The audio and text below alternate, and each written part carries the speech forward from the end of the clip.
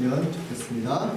네, 오늘 말씀 나누기 전에 저번 주에 나눴던 말씀 잠깐 복습하고 오늘 말씀 나누겠습니다. 저번 시간에는 속지 말아라 라는 제목으로 말씀을 나누었습니다. 두 가지를 여러분 반드시 속으시면 안 됩니다. 첫 번째입니다.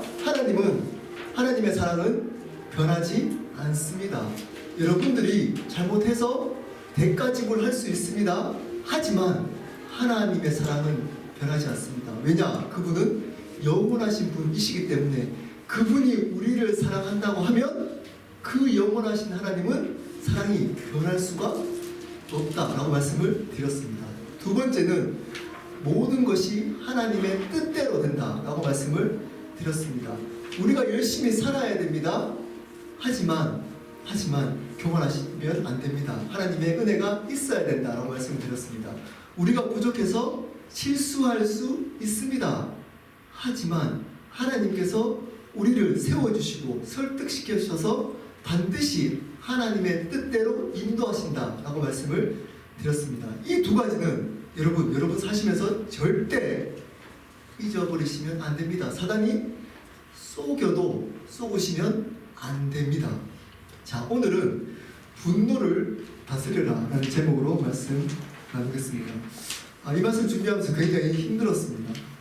왜냐하면 제가 분노를 욱하는 성격이 있기 때문입니다. 오늘 이 말씀을 준비하면서 기억해야 되니까 제가 말씀을 암기해서 설교를 하거든요. 그래서 제가 요즘 50이 되니까 자꾸 잊어버리더라고요. 그래서 운전하면서 오늘 말씀을 계속 외우고 왔습니다. 운전하면서 계속 말씀을 생각하고 또 생각하다가 갑자기 옆 차선에서 차가 훅 들어왔습니다. 제가 분노를 다스려라 라는 제목을 가지고 말씀을 준비하고 있었습니다. 그래서 분노를 이렇게 다스려야 되는구나 생각하고 있다가 갑자기 차가 훅 들어오니까 뒤에 제 아내와 제 딸이 있었음에도 불구하고 갑자기 입에서 말이 나올 뻔했습니다. 근데 다행히 오늘 제목이 분노를 다스려라 라는 제목이었기 때문에 참을 수가 있었습니다. 그러다가 조금 컴다운이 되고 운전을 하는데 앞에 1차선은 빨리 가는 차선이잖아요. 맞잖아요. 1차선에 가는 분들은 대부분 빨리 가려고 1차선 가잖아요. 근데 어떤 차가 천천히 가더라고요. 보통 한 80 정도에 가는데 65 정도에 1차선에 가더라고요. 갑자기 또 분노가 일어났습니다. 분노를 다스려라 라는 제목으로 목사가 설교를 준비하면서 차를 운전하면서 두 번이나 분노가 일어나는 겁니다. 저는 제 스스로 굉장히 온유한 사람인 줄 알았습니다. 동생들하고도 별로 싸운 적이 없습니다. 남자들은 한 번씩 싸운다는 주먹다짐도 해본 적이 없습니다. 군대에서 후임병 한 명에게 제가 화를 낸 적이 있습니다. 병장 때 화를 낸 적이 있는데 그 화를 내게 했던 그 후임병이 제 동기들한테 엄청 맞았습니다. 그 이유가 뭘까요? 어떻게 박진우를 화를 내게 할 수 있느냐 이거였습니다. 제가 고참인데 불구하고 화를 내본 적이 없었습니다. 별로. 근데 착각이었습니다. 결혼하고 얼마 지나지 않아서 아내하고 말다툼하다가 분노가 일어났습니다. 기억도 안 납니다. 왜 싸웠는지가. 근데 옛날에 그 컴퓨터 보면 모니터 보면 뒤에가 크게 되어 있었잖아요. 지금은 조그마지만 제가 그거를 쳐가지고 뒤에 유착이 다 깨졌어요. 위에 있는 분들이 올라오고 놀래가지고. 왜냐하면 제가 그 컴퓨터를 너무 화가 나니까 그거를 쳐버렸습니다. 그랬더니 그 컴퓨터가 떨어지면서 유착을 깨버린 겁니다. 그때 아내 표정을 잊을 수가 없습니다. 어떤 표정이었을까요? 속았다. 왜냐하면 아내가 제가 온유한 성격 때문에 결혼을 했거든요. 네, 그때부터 줄기차게 분노하고 있습니다. 지금까지. 그래서 오늘 설교가 쉽지 않았습니다. 요즘은 분노하지 않습니다. 분노하지 않는 사람, 분노가 속으로 다져진 사람이 어떠죠? 삐치잖아요. 네. 절대 화를 내지 않습니다. 요즘은. 근데 삐칩니다. 아내가 저를 기분 나쁘게 하거나 제 딸이 기분 나쁘게 하면 네, 분노를 하지 않지만 속으로 분노하고 있습니다. 이런 사람이 지금 여러분에게 분노를 다스려라 라고 설교를 하고 있으니까 당연히 힘들었겠죠. 여러분, 분노는 성경에 내지 말라라고 하고 있지 않습니다. 분노를 다스려야 된다라고 하고 있습니다. 분노는 자연스러운 인간의 감정입니다. 분노가 참아버리면, 분노를 내지 않으면 화병이 납니다. 우리나라의 어머니들이 참고 또 참고 하다가 난 병이 있습니다. 우리나라만의 병이랍니다. 화병. 예, 여러분, 참으면 화병 납니다. 분노는 참는 게 아닙니다. 다스리고 잘 드러내야 하는 겁니다. 여러분, 제가 분노에 대해서 찾아봤습니다. 분노를 왜 내는지에 대해서 심리학자들이 공통적으로 두 가지를 이야기를 합니다. 제가 설교 노트에 관로로 이렇게 써놨습니다. 분노는 무엇과 무엇 때문에 생깁니다. 여러분, 분노를 여러분 저만 내는 거 아니잖아요. 네, 여러분 다 이렇게 거룩하게 알려졌지만 하루에도 몇 번씩 분노하잖아요. 분노를 왜 내십니까, 여러분들은? 두 가지로 이야기를 하더라고요, 심리학자들은. 첫 번째, 낮은 자존감입니다. 자존심과 자존감은 틀립니다. 자존심과 자존감은, 자존심이 높은 사람이 자존감이 낮은 경우가 굉장히 많습니다. 자존심은 뭐냐? 자기가 주인 되어서 삶의 주인 되어서 세상적 기준으로 판단하는 겁니다. 자기 자신을. 이게 자존심입니다. 자존감은 뭐냐? 하나님이 주인 되어서 하나님의 기준으로 나를 판단하는 겁니다. 내가 주인 되어서 세상적 기준으로 나를 높이면 하나님의 기준이 떨어지기 때문에 자존심이 높은 사람은 자존감이 낮게 되어져 있습니다. 더 큰 문제가 있습니다. 자존심도 낮고 자존감도 낮은 사람이 있습니다. 내가 세상적 기준에서도 모자라기 때문에 당연히 하나님도 나를 모자라게 볼 거야 라고 하는 분도 있습니다. 어쨌든 이래나 저래나 자존감이 낮으면 분노합니다. 어떤 걸까요? 그냥 얘기하는 겁니다. 그 사람한테 별 의미가 없습니다. 근데 의미를 두고 화를 냅니다. 별 이야기가 아닌데 다른 사람들한테 하는 얘기가 별 이야기가 아닌데 그냥 듣고 화가 분노합니다. 왜냐? 자존감이 낮기 때문입니다. 근데 표현을 어떻게 하는지 아십니까? 자존심 상했다 이렇게 얘기합니다. 그냥 우스갯소리로 농담했는데 농담으로 받아들이지 않고 낮은 자존감이 있는 분들은 어떻게 받아들이죠? 진지하게 그 말을 받아들입니다. 진실처럼. 그리고 자기를 공격했다는 겁니다. 무시했다는 겁니다. 어떤 얘기를 하도 좋은 칭찬을 하는데 이쁘다, 똑똑하다, 너 잘한다 해도 고지고대로 받아들이지 않습니다. 곡해해서 오해해서 받아들입니다. 어떤 의도가 있을 거야. 갑자기 이 사람 나한테 왜 그래? 무슨 의도를 가지고 나한테 이렇게 칭찬하지? 라고 합니다. 낮은 자존감 때문입니다. 이런 사람들이 분노 자주 한답니다. 두 번째는 자기 중심성이 강한 사람입니다. 이런 사람이 분노를 잘 합니다. 자기 중심성이 강한 사람, 자기 중심성 때문입니다. 이 사람들은 자기와 다른 사람들에 대해서 분노합니다. 자기와 다르면 분노합니다. 어떤 게 있을까요? 정치적 성향이 다르면 분노합니다. 진보 성향이 가지고 있는 사람이 보수에 대해서 분노합니다. 보수 성향을 가지고 있는 사람이 진보 성향을 가지고 있는 사람한테 분노합니다. 우리나라의 가장 큰 특징 중에 하나죠. 그리고 성별이 다른 걸로 분노합니다. 남자가 여자에 대해서 분노합니다. 이해하지 않는다. 여자가 남자에게 분노합니다. 지역에 따라서 분노합니다. 경상도, 우리나라가 경상도 사람이 전라도 사람에게 분노합니다. 전라도 사람이 경상도 사람에게 분노합니다. 심지어 교회 다니는 사람들도 다르다고 분노합니다. 침례교가 감리교 신자에게 분노합니다. 교리가 틀렸다고. 감리교 신자가 침례교 신자를 분노합니다. 성령주의 분들이 말씀을 강조하는 사람들에게 분노합니다.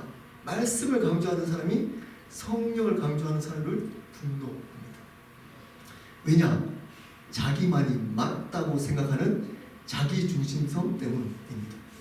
이 두 가지 때문에 사람들은 분노한답니다. 자, 근데 분노는 자연스러운 것이라고 말씀을 드렸습니다. 이런 분노는 일어날 수 있습니다. 근데 다스려야 되는 겁니다. 이것을 허용하면 안 되고 다스려서 드러내야 하는 겁니다. 오늘 말씀에 두 가지로 다스려라 라고 말씀하고 있습니다. 분노를 어떻게 다스릴 수 있을까요? 우리 설교노트 한번 볼까요? 첫 번째입니다. 어떻게 드러내야 할까요?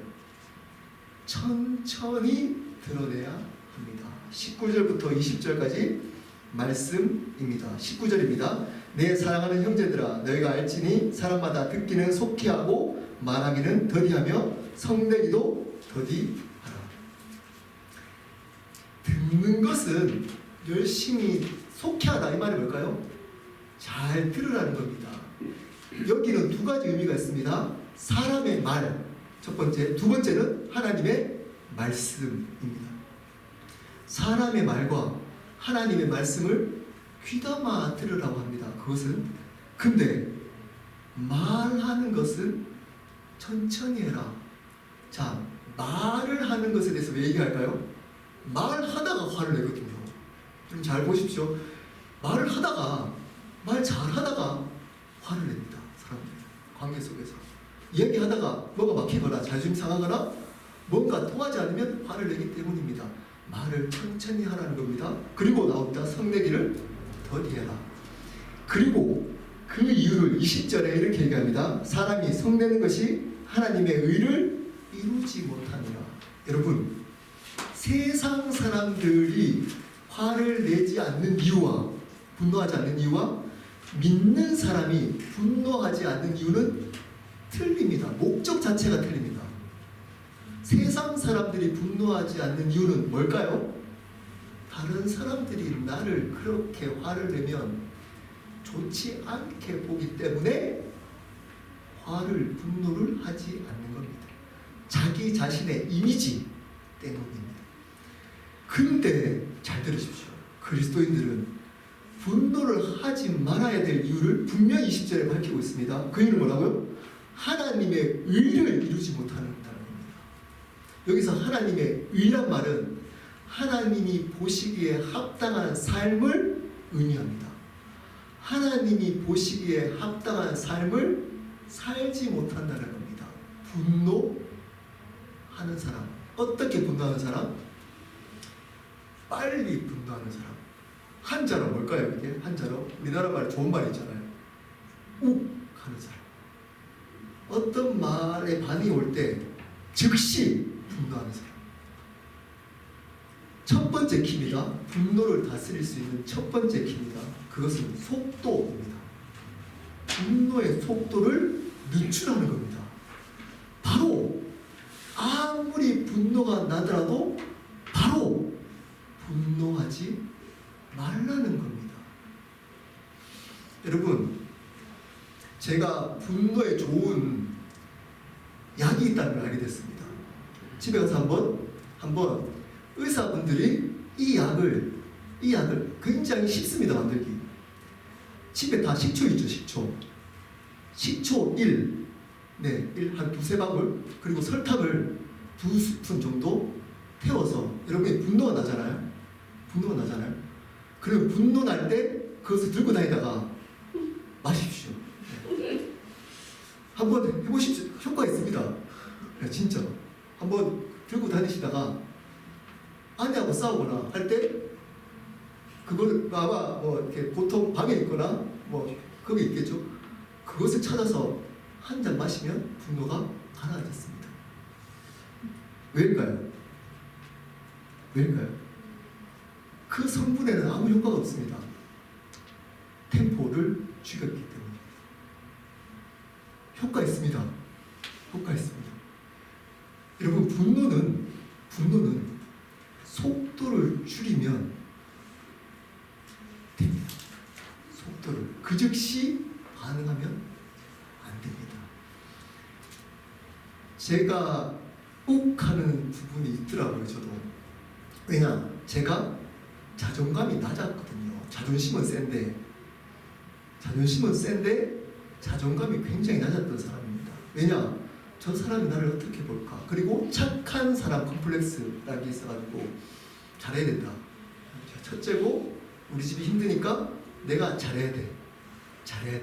그래서 공부도 꽤 잘했고, 친구들하고 싸우지도 않았고 착하게 잘 지냈습니다. 그런데 자존감이 낮은 거예요. 그러다 보니까 제가 욱하더라고요. 그래서 절망했습니다. 근데 성경을 보다가 위로가 됐던 한 사람이 있었습니다. 누굴까요? 모세입니다. 모세. 여러분, 하나님이 모세를 어떻게 칭찬했을까요? 우리 설교노트 한번 볼까요? 설교노트 민수기 12장 3절입니다. 이 사람 모세는 온유함이 지면의 모든 사람보다 더하더라. 모세를 하나님이 직접 칭찬한 겁니다. 하나님이 인정한 겁니다. 사람이 아닙니다. 하나님이 모든 것을 아시는 하나님이 모세를 보시고 어떻게 칭찬했냐? 이 모세는 온유함이 모든 사람 중에 최고다. 가장 온유한 사람이야 라고 칭찬했습니다. 모세가 다뤄진 겁니다. 광야 생활 동안. 원래는 욱했던 사람이었는데 하나님이 광야 생활을 통해서 모세를 다루셨습니다. 그래서 모세가 어떻게 됐다고요? 온유해졌다는 겁니다. 하나님 보니까 그때 모세가 아닌 겁니다. 너무 온유해져서 그 모세를 칭찬했습니다. 근데 황당한 일이 일어났습니다. 그게 민수기 20장 1절부터 13절 말씀입니다. 여러분 다 아는 말씀일 수 있습니다. 제가 설명해 드리겠습니다. 38년 정도 지난 때였습니다. 광야 생활. 가데스 바네아라는 지역에 도달했는데 또 이스라엘 백성이 물이 떨어지니까 불평하는 겁니다. 불평. 계속 반복되는 불평에 모세가 분노가 났습니다. 화가 났습니다. 하나님께 나가서 기도합니다. 그랬더니 하나님이, 우리 또 볼까요? 설교노트 민수기 20장 8절에 너희는 할 때 모세와 아론입니다. 근데 이제 모세가 직접적으로 행동을 하게 됩니다. 반석에게 명령하여 물을 내라. 하나님이 여전히 이스라엘 백성에게 물을 주십니다. 근데 어떻게 하라고요? 반석에게 명령하라 그랬습니다. 명령. 근데 보십시오. 민수기 20장 11절입니다. 모세가 그의 손을 들어 그의 지팡이로 반석을 2번 치니. 하나님은 반석에게 그냥 명령하라 그랬습니다. 치라고 얘기하지 않고. 근데 모세가 화가 나니까, 이 백성에게 화가 나니까 반석을 2번 친 겁니다. 그 이전에 모세가 이들에게 했던 말이 있습니다. 내가 언제까지 이렇게 해야 되냐? 내가 하나님이 하신 건데 내가 그렇게 말하면서 분노하면서 하나님이 말씀하신 것에 대해서 불순종했습니다. 그랬더니 하나님이 어떤 일이 일어날까요? 모세에게 가나안 땅을 들어가지 못하게 합니다. 모세와 아론을. 그 이유를 이렇게 얘기합니다. 나의 거룩함을 떨어뜨렸다. 거룩함을 보여주지 못했다. 라고 하면서 모세 그 한 행동 분노가 나서 해서 하나님의 말씀이 안 들린 겁니다. 불순종했던 그 행동 하나 때문에 그렇게 그렇게 40년 동안 고생했는데 가나안 땅에 모세는 못 들어갔습니다. 그들을 이끌어갔던 리더였는데 어떤 거 하나 때문에? 분노 한 번 훅 한 것 때문에. 여러분, 하나님 너무 가혹해 보이지 않습니까? 한 번 욱했다고 가나안 땅에 못 들어가게 하시는 하나님. 그래서 어떤 신학자들은 그렇지 않다라고 이야기하는 신학자도 있습니다. 근데 전체 흐름상 저는 그것이 더 합리적이다라고 생각합니다. 모세가 욱 했기 때문에 못 들어간 겁니다. 왜 그럴까요? 나오잖아요. 자신의 거룩함을 땅에 떨어뜨렸기 때문에 욱해서. 여러분, 욱하는 것이, 분노를 바로 반응하는 것이 왜 문제일까요? 이것이 문제입니다. 사람에게 화를 내는데 하나님 머릿속에서 이렇게 생각합니다. 이거 하나님 싫어하는데? 이거 하나님 이렇게 하는 거 아닌데? 라고 머릿속에서는 계속 맴돕니다. 근데 내 몸은 그것을 따르지 않습니다. 그냥 내가 내 감정에 충실합니다. 머릿속에서는 하는데 하나님의 말씀을 순종하지 못하도록 만드는 가장 무서운 것이 바로 분노입니다. 자기 중심성, 내가 주인 된 것, 나를 위한 것에 가장 대표적인 성향이 분노입니다. 그렇기 때문에 하나님은 이 분노하는 것에 대해서 화를 내시는 겁니다. 자, 분노를 드러내는 것에 화를 내는 게 아니라고 그랬습니다. 분노를 바로 드러내서 하나님의 말씀이나 하나님의 뜻을 무시하는 겁니다. 무시하는 겁니다. 그것 때문에 하나님은 분노하는 사람들을 분노합니다. 그렇기 때문에 어떻게 된다고요? 하나님의 말씀이나 뜻이 여전히 남아있을 수 있도록 시간을 줘야 하는 시간. 그렇게 표현할 때는 여러분 시간을 두면 한 템포 컴다운 되면 하나님의 뜻이나 하나님의 생각이 조금 더 남아 있습니다. 근데 바로 분노하면 그게 사라져 머릿속에 알지만. 그래서 하나님은 분노를 바로 표현하지 말고 천천히 더디 표현하라고 말씀하고 있습니다. 첫 번째 키입니다. 분노는 템포를 한 템포 죽여야 합니다. 여러분 기억하십시오. 분노할 때 여러분의 방법, 어떤 방법도 괜찮습니다. 식초와 설탕을 먹어도 괜찮습니다. 어떤 방법도 괜찮습니다. 여러분 속으로 카운트해도 괜찮습니다.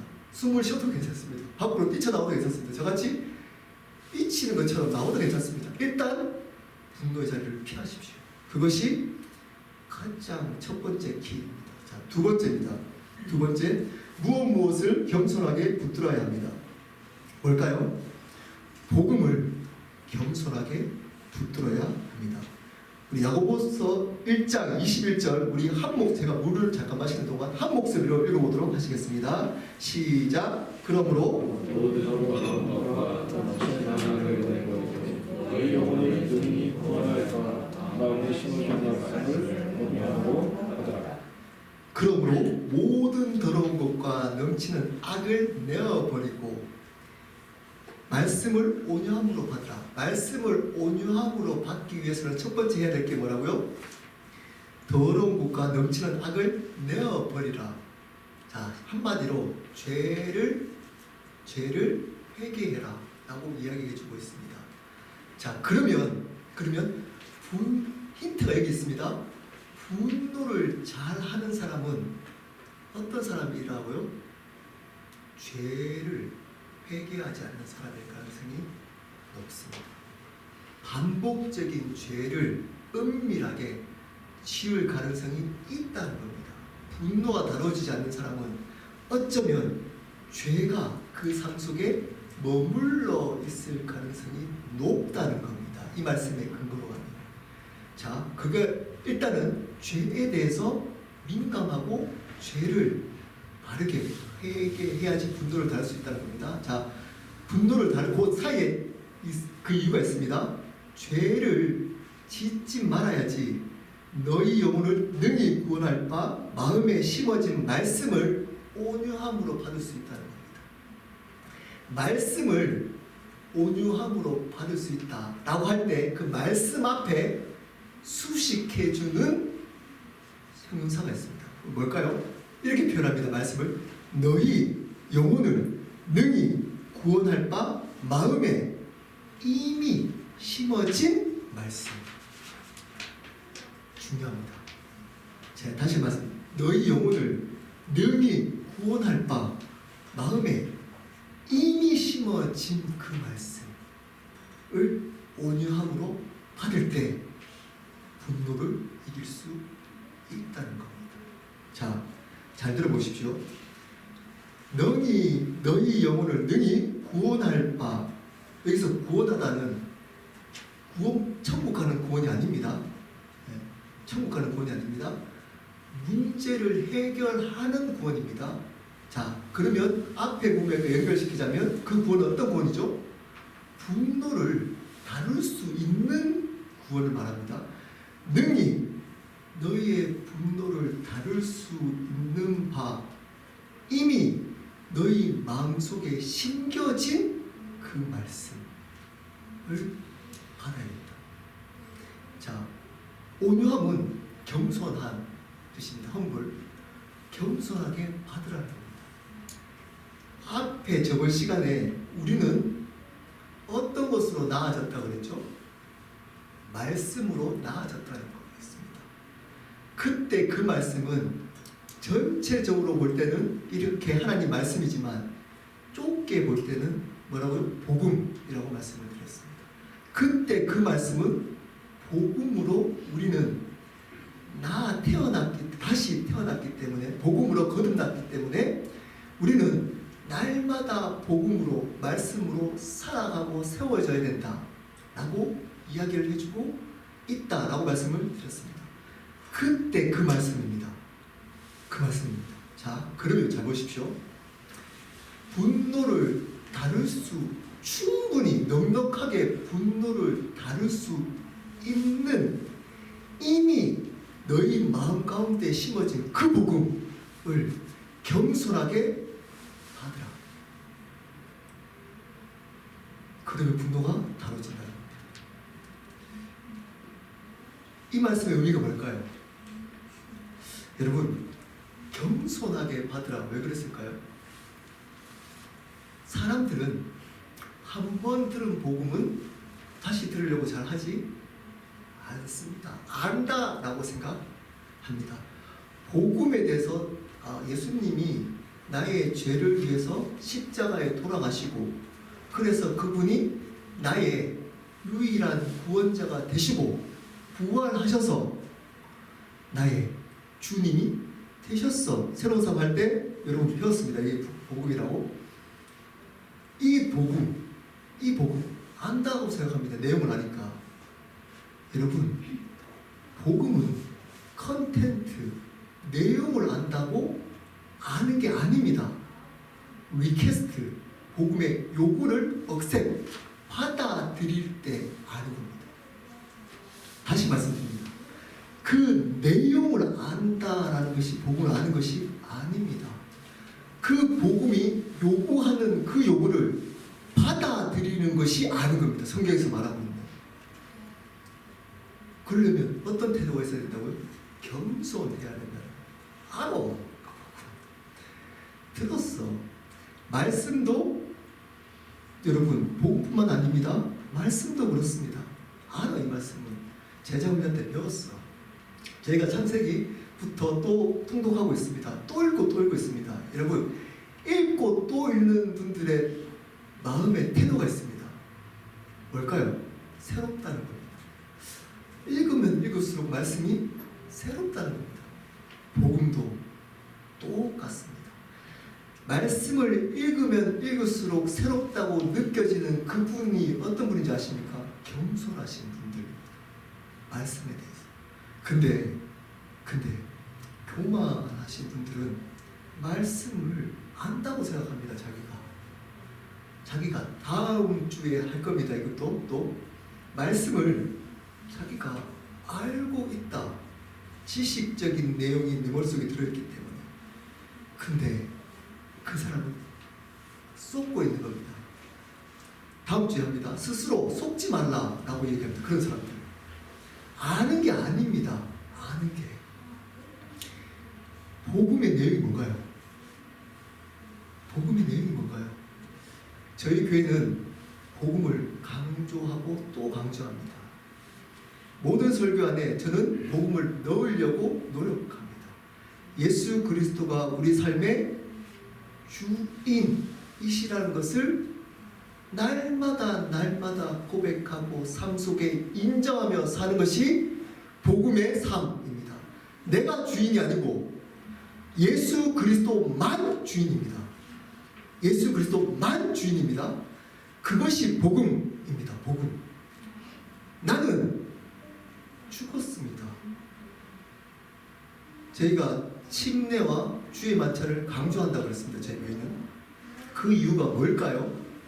이 복음을 또 심겨주기 위함입니다. 이 복음의 키는 그겁니다. 우리가 주인이 아니라 예수 그리스도가 주인입니다. 이것을 겸손하게 또 받고 받아야지 우리 안에 있는 분노의 문제가 해결된다. 성경의 원리. 자, 이 말씀을 받지 못하도록 하는 게 뭐라고요? 앞에 얘기했습니다. 죄.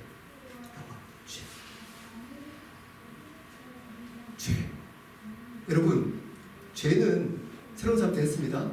두 가지가 있다고 했습니다. 근본적인 죄는 내가 주인 되는 겁니다. 그리고 이 내가 주인 되어서 살아오게 되면 죄악들이 생깁니다. 이 두 가지를 다 이야기합니다. 이 두 가지의 죄를 반복하면 하나님의 말씀, 즉 복음이 간격이 있지 않습니다. 하나님의 이야기, 복음의 이야기, 십자가, 부활 얘기도 아무런 간격이 없습니다. 가장 큰 죄가 뭐라고요? 내가 주인 돼서 살아가는 사람입니다. 이런 사람들에게는 십자가, 부활, 구원, 생명, 예수 그리스도, 성령, 하나님 아무리 얘기해도 아무런 간격 없습니다.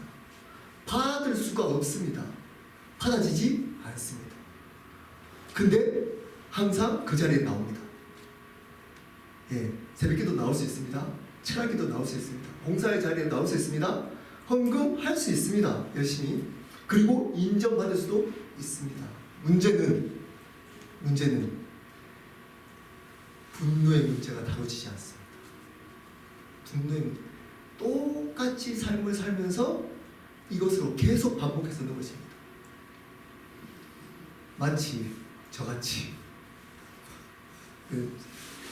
원래 이런 게 제일 신나잖아요. 목사 까는 거. 네, 제가 자세히 돌아봤습니다. 뭘까? 내가 왜 분노할까? 한 가지 이유밖에 없습니다. 아무리 찾아봐도. 뭘까요? 내가 주인. 여전히 내가 주인 되고 싶어하는 이 죄성, 그리고 이로부터 파생된 여러 가지 죄악들을 회개하지 않고 그냥 내버려두고, 그러다 보니까 은혜와 감격이 사라지고 이 복음의 능력이 내 안에 분노를 이길 수 있는 능력이 되지 않는 겁니다. 어느 순간 감정이 이 능력보다 앞서기 시작하는 겁니다. 여러분, 그렇기 때문에 복음을 겸손하게 날마다 붙들어야 하는 겁니다. 십자가 앞에 날마다 나가야 합니다.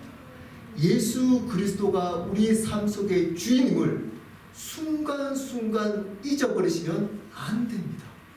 그러면 어떻게 될까요? 분노합니다. 여러분, 말씀드렸지만 겉으로 드러나서 분노할 때도 있지만 어떻게 분노하는 줄 아십니까? 여러분, 안으로 분노합니다. 그런 사람들은 사람의 눈을 의식하는 사람들은 겉으로 분노하지 않습니다. 집에서는 분노하지만 밖에서는 절대 분노하지 않습니다. 착합니다. 굉장히 저같이. 그러다가 속으로 분노합니다. 그게 뭘까요? 판단입니다. 판단. 아니 저런 판단합니다. 속으로 분노하는 겁니다. 왜 그럴까요? 왜? 주인이 복음이 여러분 가운데 능력으로 붙들려 있지 않기 때문입니다. 계속 붙들어야 합니다. 언제까지? 언제까지? 진짜 그 복음이 내 삶이 되도록. 이게 신앙입니다. 복잡하지 않습니다. 신앙은. 그게 신앙입니다. 여러 가지 헌신하고 봉사하고 여러 가지 헌금하고 또 예배드리고 성경부하고 모임 참석하고 이것은 그것에 대한 결과고 표현입니다. 표현. 이 자체가 신앙생활이 아닙니다. 그 행위 자체가 신앙생활이 아니라니까요. 그것이 종교일 수 있습니다. 아무런 마음 없이 감격 없이 그냥 그 자리에 엄마가 나오라 그랬기 때문에 아빠가 나오라 그랬기 때문에 어릴 때부터 교회 다녔기 때문에 그냥 그 자리에 나올 수 있습니다. 그 자체가 신앙생활이 아니라는 겁니다. 신앙이 뭘까요? 그 앞에가 신앙입니다. 복음의 감격과 능력 그리고 예수 그리스도에 대한 은혜와 감사, 감격 이것으로 이 자리에 있도록 하는 것 이게 신앙. 그럴 때 분노의 문제가 다뤄지는 겁니다. 계속 복음을 듣고 또 들어야 합니다. 말씀을 마무리하도록 하겠습니다. 앞에서 말씀드렸지만 이 분노의 문제는 이 얘기하자고 하는 거 아닙니다. 분노하지 않고 좋은 사람이 되라. 세상에서 착한 사람이 되라. 세상에서 화내지 않고 선한 사람이 되라. 이렇게 얘기하고 있지 않습니다. 20절에 이렇게 분명히 얘기합니다. 사람이 분노하는 것이 하나님의 의를 이루지 못한다. 무서운 얘기입니다. 세상 사람들은 화 안 내는 사람도 있습니다. 왜 안 낼까요? 자기의 이미지 때문입니다. 자기 국회의원들은 다음에 국회에 또 당선돼야 되잖아요. 예, 요즘 대통령 선거하고 있잖아요. 왜 화 안 낼까요? 화내는 네거티브 얘기도 많이 하잖아요. 근데 왜 참을까요? 앞에서 화났지만 대통령 당선되고 자기 이미지 관리 때문에. 근데 우리는 다릅니다. 목적이. 왜 분노하지 말아야 된다고요? 하나님이 기뻐하시기 때문에 분노를 들어오세요. 하나님 이것을 예배로 받으시기 때문입니다.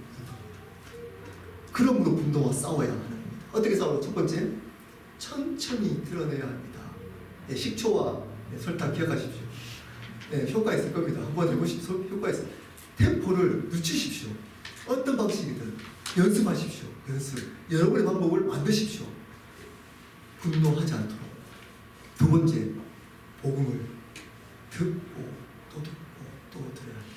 그 이전에 복음을 들을 수 있는 마음의 상태, 죄에 대해서 민감하게 반응하고 회개해야 하는 겁니다. 그럴 때 복음이 감격으로 은혜로 심겨지고 그 복음의 능력이 분노를 이기도록 만든다는 겁니다. 모든 문제 해결은 복음으로도 충분합니다.